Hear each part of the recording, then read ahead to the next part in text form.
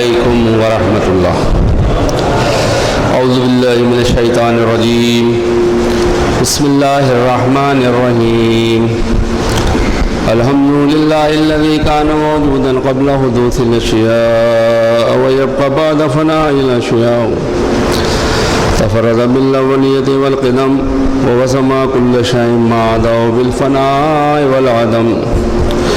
كما قال عز شانه كل شيء هالك إلا وجهه وكل نفس ذائقة الموت.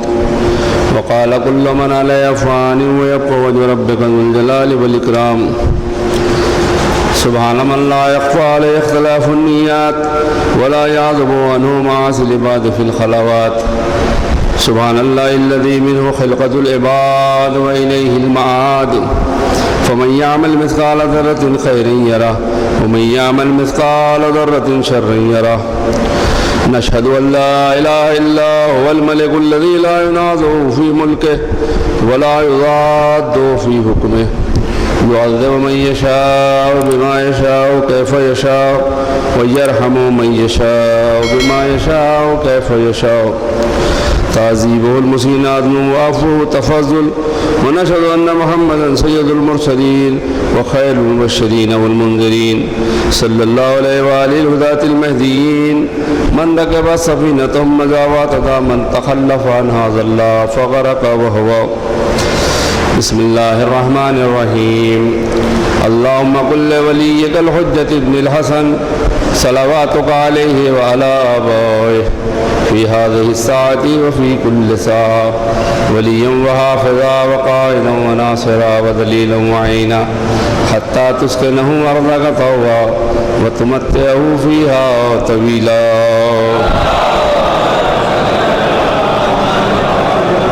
أوصيكم عباد الله ونفسي تقوى الله. أعوذ بالله من الشيطان الرجيم. بسم الله الرحمن الرحيم. كنتم خير أمة أخرجت للناس تأمرون بالمعروف وتنهون عن المنكر وتؤمنون بالله. بندگان خدا، تقوی کی نصیحت کی جاتی ہے اور وصیت کی جاتی ہے کہ تقوی اختیار کریں. بار بار ہر جمعے میں، ہر خطبے میں، ہر مجلس میں آپ حضرات کو تقوی اور پرہیزگاری کی نصیحت کی جاتی ہے. وہ اس لیے کہ صبح سے شام تک انسان اس دنیا میں شیطان کے بہت سے بچھائے ہوئے جال اور مکر و فریب کی بہت سی بساتیں ایسی ہوتی ہیں کہ کہیں نہ کہیں پیر لغزش کر جاتا ہے. تو لہذا ضروری ہے کہ انسان ہر وقت، جیسا کہ انسان کا جب اعتذار کا وقت ہوتا ہے تو دعائے عدیلہ اور دوسری دعائیں پڑھی جاتی ہیں. پھر غسل کے وقت کلمہ اور تلقین دہراتے ہیں بہت سے لوگ. پھر قبر میں لٹانے کے بعد نماز جنازہ ہے اور اس کے بعد رستے میں کلمہ شہادتین پڑھتے رہتے ہیں. اور پھر جب قبر میں لٹاتے ہیں تو پھر تلقین پڑھاتے ہیں اس کو. اور جب دفن کرتے ہیں تو پھر اوپر سے بیٹھ کے تلقین پڑھتے ہیں کہ کہیں ایسا نہ ہو جائے کہ کہیں معاملہ اس بیچارے کا رہ جائے اور یہ سزا کا مستحق ہو جائے. لہذا عقائد کے اعتبار سے اسے مرنے سے لے کر اور قبر میں دفن کرنے کے بعد تک مسلسل ہدایت کرتے رہتے ہیں. تو کہیں نہ کہیں تو ظاہر سی بات ہے وہ کامیاب ہوئے گا انشاءاللہ اور جواب دے لے گا قبر میں. اور جب جواب دے لے گا تو ظاہر سی بات ہے وہاں کی منزل سے وہ گزر جائے گا. اسی لیے تقوی کی بار بار جو نصیحت کی جاتی ہے اسی لیے کی جاتی ہے کہ صبح سے شام تک اگر خدا نخواستہ کہیں ایسا معاملہ آ جائے کہ شیطان اپنی طرف کھینچنے کی کوشش کرے تو انسان جو ہے وہ فوراً بچ جائے، پہچان لے کہ یہ شیطان ہمیں یہاں بہکانا چاہ رہا ہے اور راہ مستقیم سے ہٹانا چاہ رہا ہے. بہت سے اس کے ہتھ کنڈے ہیں اور بہت سے اس کے جال ہیں. کسی نے خواب میں دیکھا تھا کسی عالم دین نے شیطان ہے اور بہت سے جال لیے جا رہا ہے اور کچھ جال بڑے مضبوط والے ہیں، کچھ چھوٹے چھوٹے ہیں. تو پوچھا اس نے کہ یہ جال تیرے پاس مختلف ہیں تو اس کا کیا معاملہ ہے؟ کہ چھوٹے چھوٹے جال تو یہ چھوٹے موٹے مومنین کو پھنسانے کے لیے ہیں، اور یہ بڑے والے مضبوط جال جو ہیں یہ علماء کو پھنسانے کے لیے ہیں۔ تو کوئی چھوٹا ہوا نہیں ہے، اسے سب کے لیے اس نے جال بن رکھے ہیں اور بنا رکھے ہیں۔ لہٰذا تقویٰ ہی ایک ایسی چیز ہے، پرہیزگاری ہی ایک ایسی چیز ہے کہ جو شیطان کے ہر جال سے انسان کو بچا لے گا۔ اور دوسرے امام نے فرمایا ہے اللہ سے بخشش کی امید، وہ بھی شیطان کے جال سے انسان کو بچاتی ہے، اور جسے امید نہ رہ جائے، مایوس ہو جائے، وہ شیطان کے ہر جال میں پھنستا چلا جاتا ہے۔ اس لیے نصیحت کرنے والے اب مل نہیں رہے ہیں۔ میں بہت ہلکے ہلکے بات آپ کے خدمت میں عرض کر دوں، نصیحت کرنے والے اب مل نہیں رہے ہیں، اس لیے کہ لوگ گوارا نہیں کرتے، اب برداشت نہیں کر پاتے ہیں نصیحت کو، اور ہر حالت میں یہ چاہتے ہیں کہ ہم جو کر رہے ہیں وہی صحیح کر رہے ہیں، نصیحت کوئی نہ ہو۔ جو بیچارہ ذاکر نصیحت کی مجلس پڑھنے لگتا ہے اس کے آگے مجموعی کم ہو جاتا، اس کے وعدے گھٹ جاتے ہیں، اس کے بیچارے کی، تو پھر وہ کیا کرتا ہے، وہ جو سننا چاہتے ہیں وہی سنو، بعد میں معاملہ یہ ہو جاتا ہے۔ سچی بات ہے، کوئی اس میں غلط بات نہیں ہے۔ سنیدہ کے بود مانندے دیدہ، سننے والے کا کہاں معاملہ ہے، جب دیکھا ہوا جہاں معاملہ ہو تو اس کے لیے کوئی وہ نہیں ہے۔ تو بہرحال یہ ہے کہ نصیحت ہونی چاہیے اور نصیحت کی جانی چاہیے، کوئی مانے یا نہ مانے نصیحت ہونی چاہیے۔ ایک رسالہ ہے، رسالہ حقوق، جو ہمارے امام چہاروں امام زین العابدین علیہ الصلوۃ والسلام نے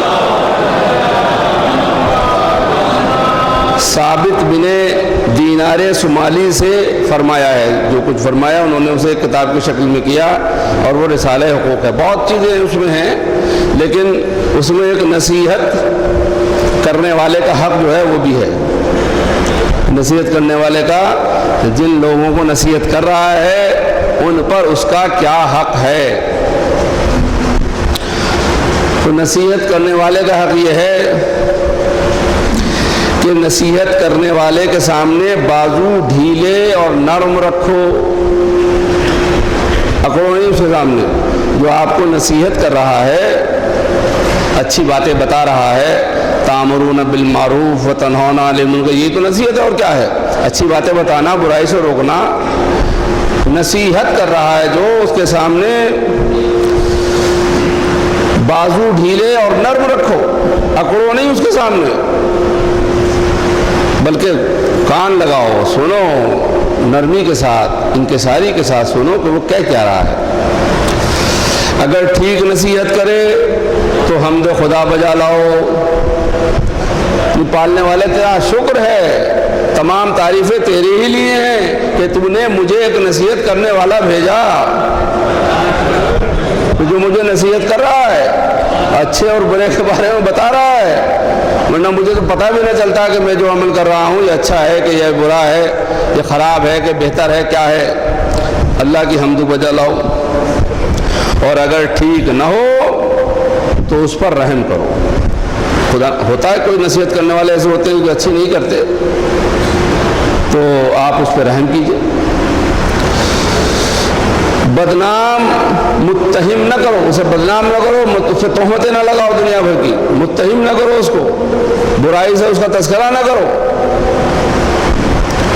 سمجھو اس نے غلطی کی، اس پر باز پرس نہ کرو۔ اگر تم یہ سمجھو کہ اس نے غلطی کی ہے تو اسے باز پرس نہ کرو، مت مانو، اسے چھوڑو، لیکن باز پرس نہیں کرو اس سے، بجز صورت کے کہ وہ تہمت کا مستحق ہو۔ اگر مستحق ہے تہمت کا تو ٹھیک ہے، آپ اسے کہیے، باہر بدنام کیجئے کہ بھئی اس نے ایسی غلط بات کہی ہے، اس طرح کی وہ کہی ہے، لیکن پہلی صورتوں میں بہتر ہے۔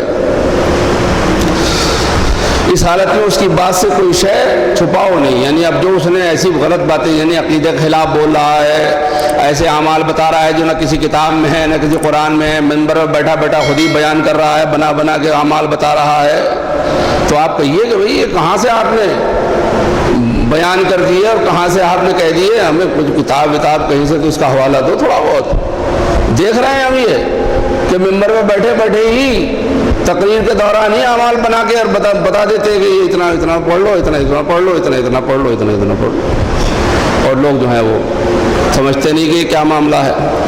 تو اس طرح کے لوگوں کے تو نصیحت کرنے والے کا حق بہتر یہ ہے کہ اس کے سامنے آپ نرم رہیں، اکڑ نہ جائیں۔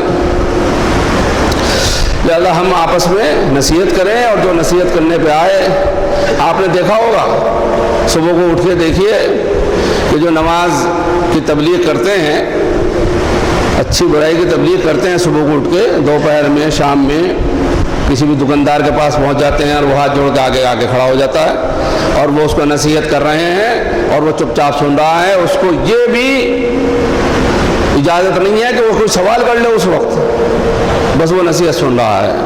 ہم تو روزمرہ دیکھا کرتے ہیں، اور آپ حضرات نے بہت سے نے دیکھا ہوگا، اگر نہ دیکھا ہو تو میں بتا رہا ہوں کہ صبح کو جائیے گا، دوپہر میں جائیے گا، دکان کے نیچے جو دکاندار اترا ہو یا سڑک پہ کہیں اور 2-3 ٹوپی لگائے اس کے سامنے کھڑے ہوں اور وہ ہاتھ باندھے کھڑا ہو تو وہ گویا کہ وہ نصیحت کر رہے ہیں اس کو، اور وہ چپ چاپ کھڑا رہتا، سنتا رہتا ہے، کچھ نہیں کہتا، اس کو اجازت ہی نہیں ہے کہ تم کچھ بولو۔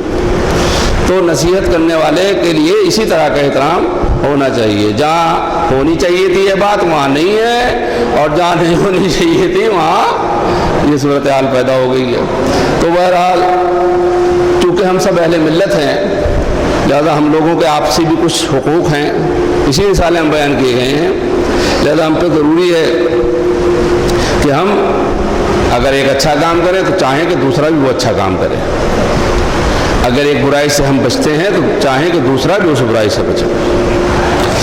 اہل ملت کا حق یہی ہے کہ ان کی دل سے سلامتی چاہو اور رحم کا برتاؤ کرو، برائی سے روکنا بھی رحم ہے۔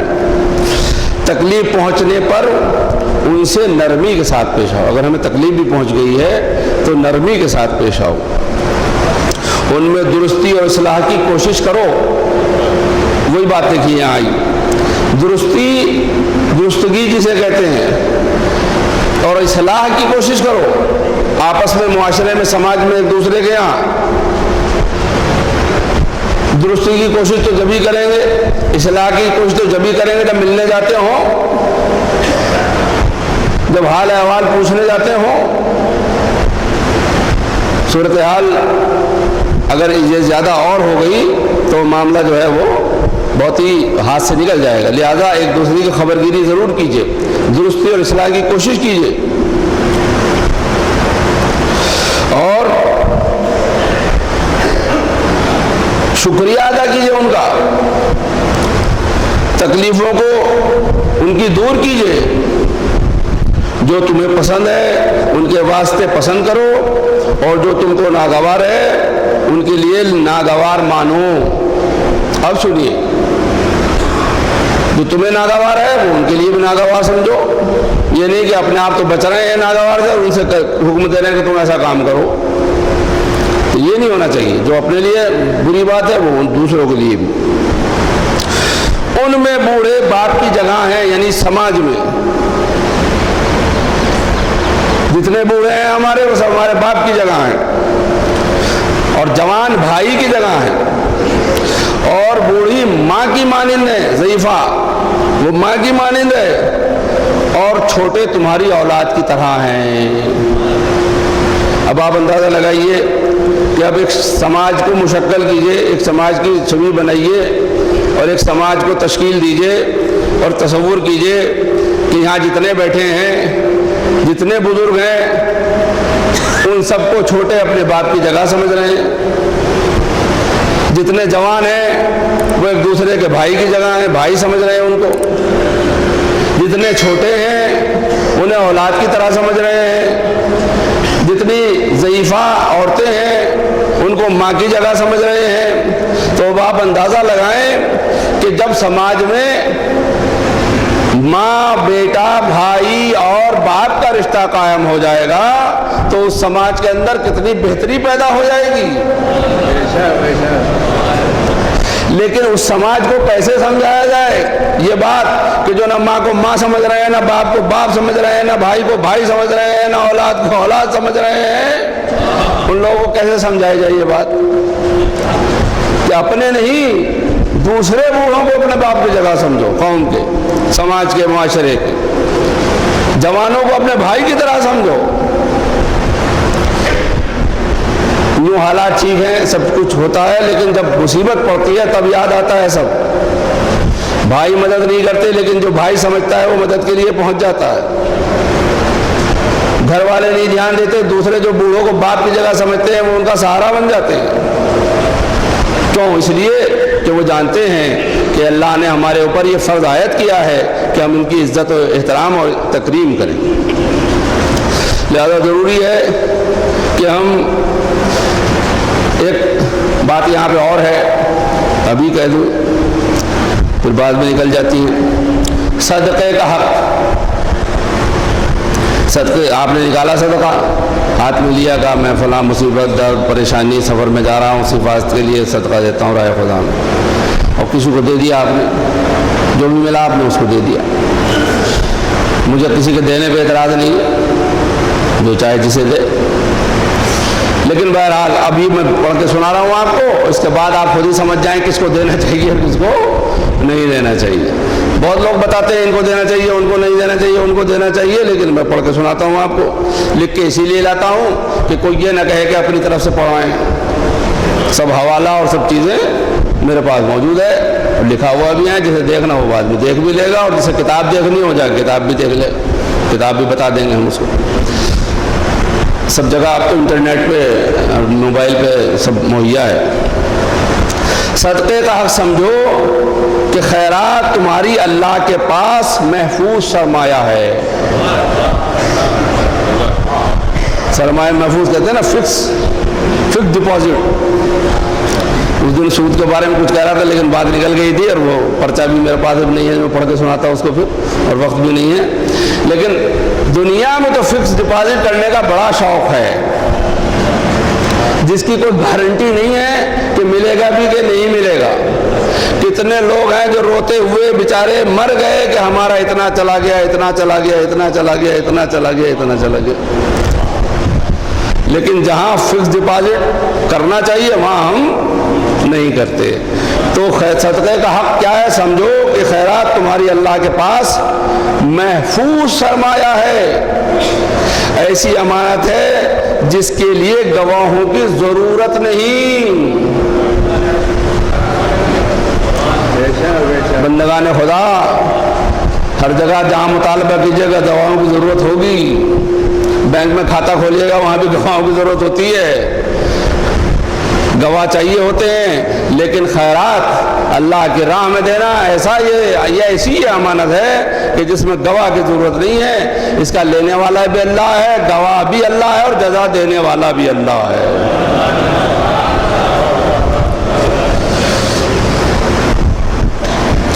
جو چھپ کر ودیت کرتے ہو، دیتے ہو چھپ کر، وہ ظاہر بظاہر ودیت کرنے سے محفوظ تر ہے۔ جو چھپ کے دیتے ہو وہ ظاہر بظاہر سے بہت زیادہ اچھا ہے۔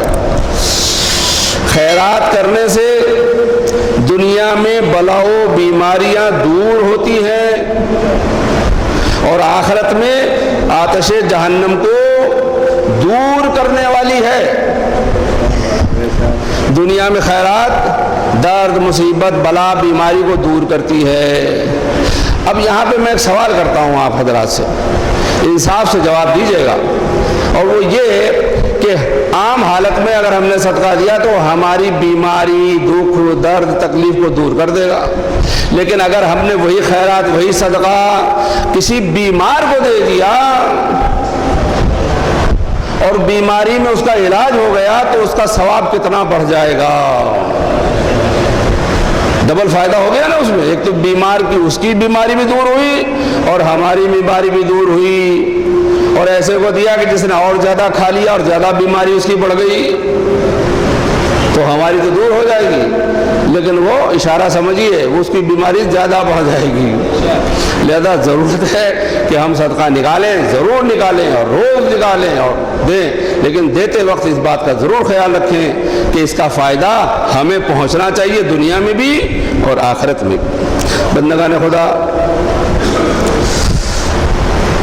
ایک بات اسی میں جب آ گئی تو عرض کرتا چلوں، جس سے رنج پہنچے اس کا حق۔ دیکھیے یہ اسلام ہے، یہ اللہ کا دین ہے، یہ قیامت تک باقی رہنے والا ہے۔ کان کھول کے دنیا سن لے، یہ اسلام کسی کے ختم کرنے سے ختم نہیں ہوگا، یہ قیامت تک باقی رہنے والا دین ہے، اور قیامت کے بعد بھی باقی رہے گا۔ لہذا ضروری ہے کہ اس کے مسائل کو سمجھیں، اس کے اصولوں کو سمجھیں، اس کا مطالعہ کریں، غور و فکر کریں۔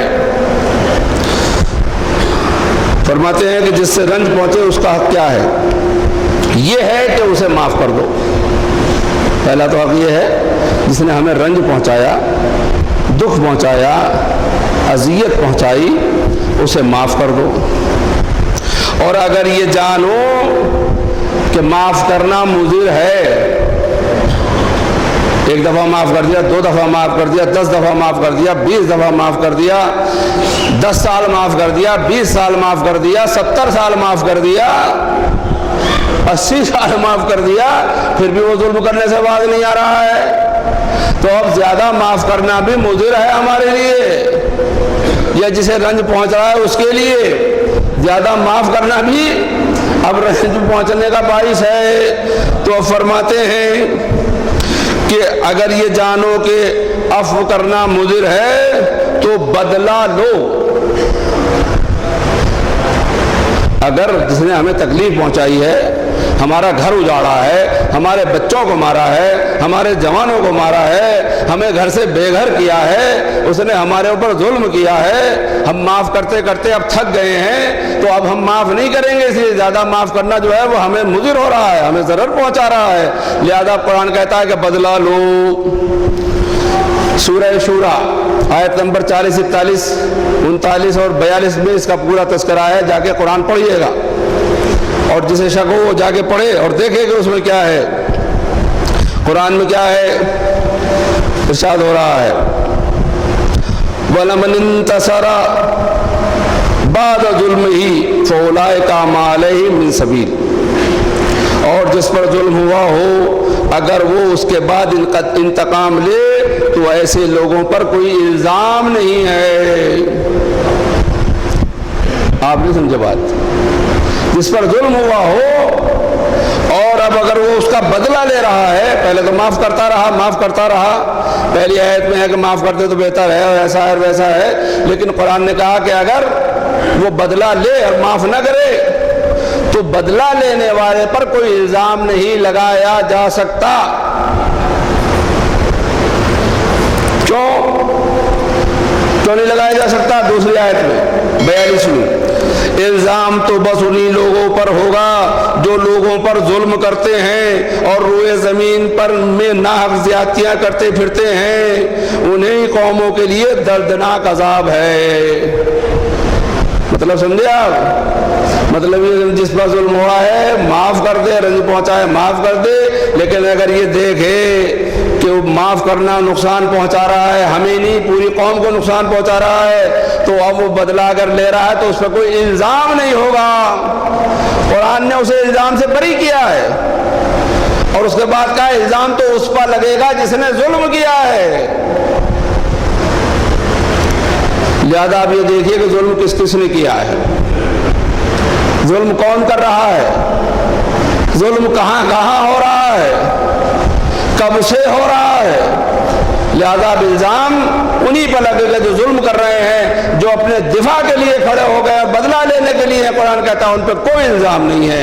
اور جب قرآن نے صاف کہہ دیا کہ ان پر کوئی الزام نہیں ہے تو ہم الزام لگانے والے کون ہوتے ہیں؟ بلکہ وہ تو مظلوم ہے، اور مظلوم کی حمایت ہر ایک کے اوپر فرض ہے کہ مظلوم کی حمایت کرے۔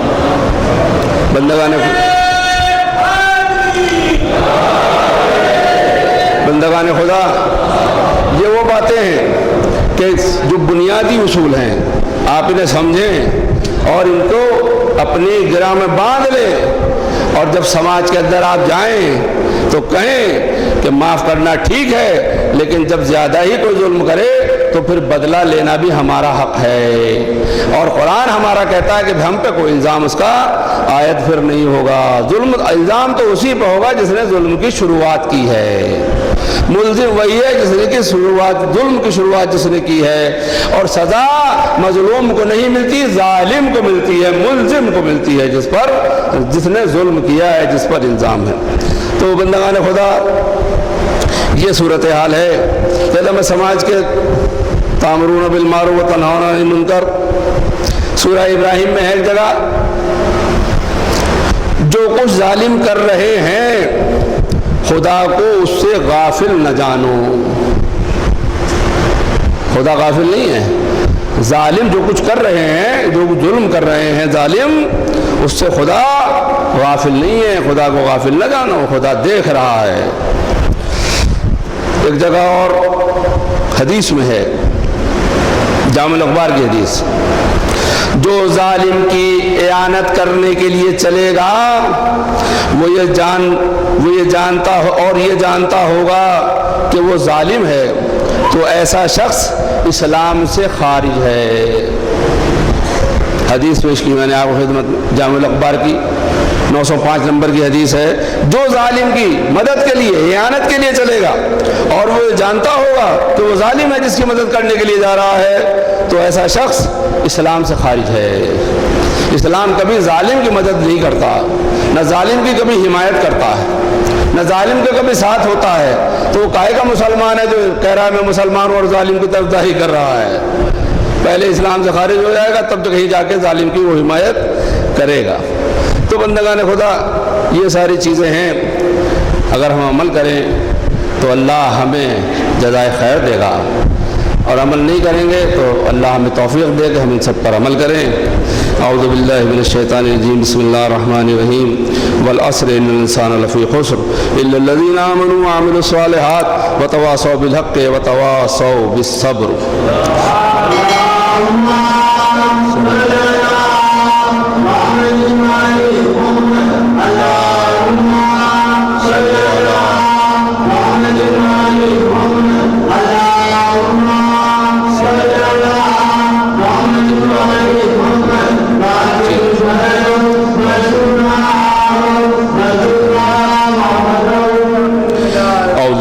الشیطان الرجیم، بسم اللہ الرحمن الرحیم، الحمد للہ الذی لا الہ الا هو الحلیم الکریم غافر الذنب وقابل التوب وهو الغفور الرحیم، سبحان من سبقت رحمتہ غضبہ وبسط الیدین بالرحمہ، سبحان من لم یکلم نفسا الا دون وسعها وعفى عن السیئات والمن یجاز بها، سبحان من لا يزداد ولا معاصي العباد الا کرم وجودا وعلى كثرة الذنوب الا عفو وصفا، نشهد ان لا اله الا هو لطوف العباد بجوده ولواد للمذنبين بحلمه، ونشهد ان محمدا نبيه وحبيبه سيد المرسلين وشفيع المذنبين بعثه رحمة للعالمين، صلى الله عليه وآله الداعين الى سبيل الله بالحكمة والموعظة الحسنة، قادة الامم واوليائنا ومعدن الرحمة، اوصيكم عباد الله بالتوبة۔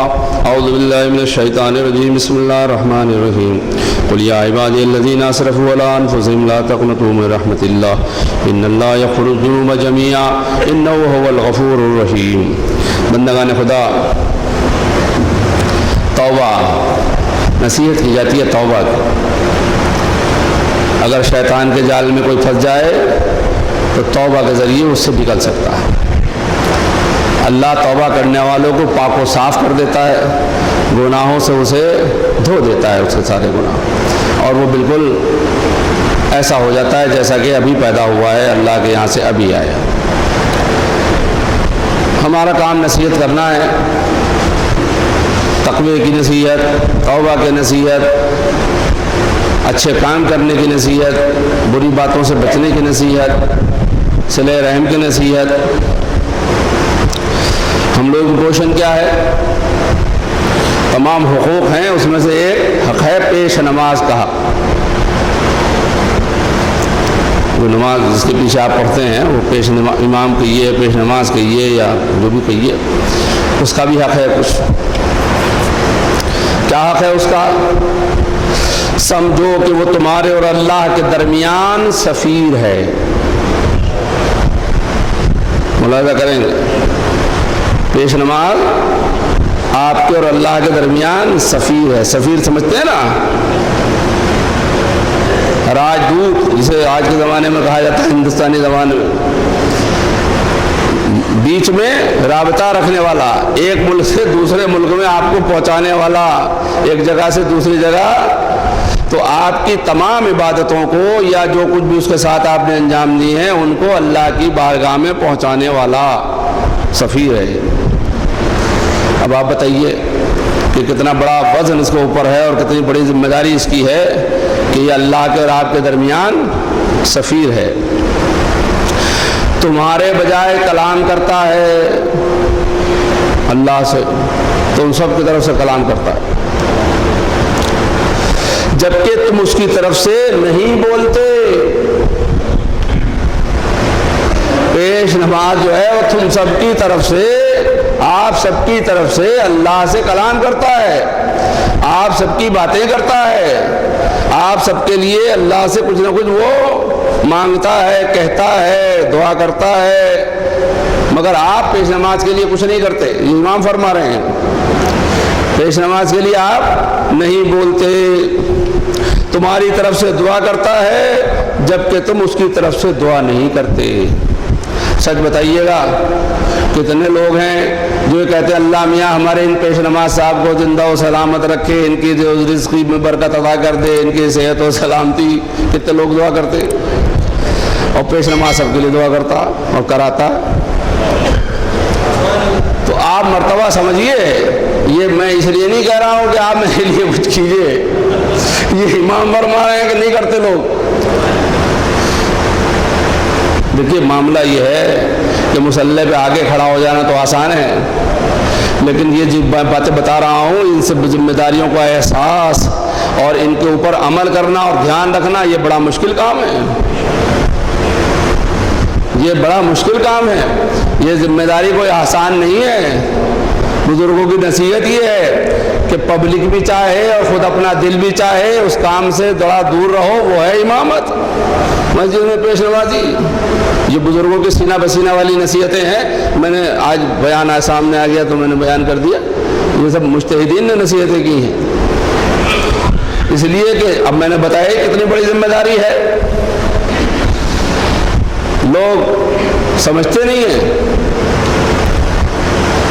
باتوں کو، لہذا ضروری ہے کہ وہ اس کا خیال رکھیں۔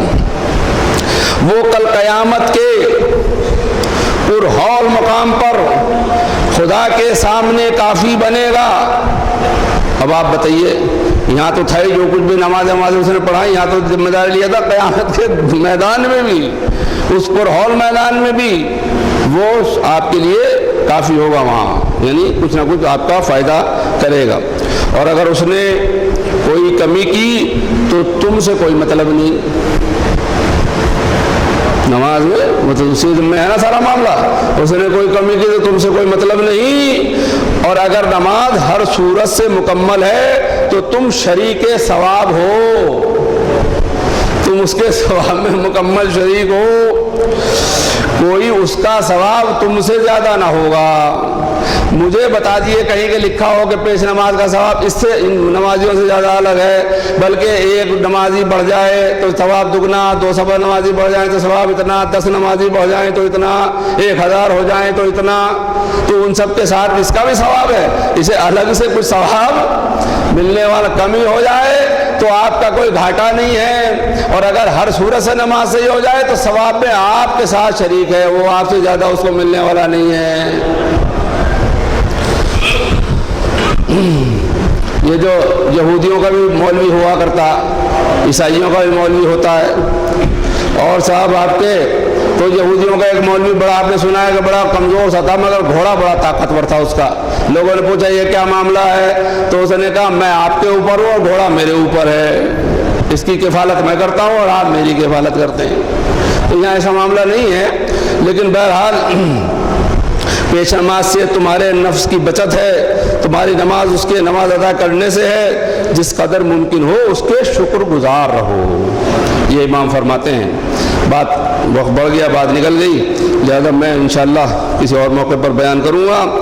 اللہ ہم سب کو توفیق دے کہ ہم ان حقوق کا خیال رکھیں، ظالم سے نفرت کریں، مظلوم کا ساتھ دیں، ایسا کام کریں کہ اللہ ہم سے راضی اور خوشنود رہے، ایسا کام نہ کریں کہ اللہ ہم سے ناراض ہو جائے۔ تمام بیماروں کو اللہ شفا عطا فرمائے، تمام مریضوں کو اللہ شفا کامل و عاجل عنایت فرمائے۔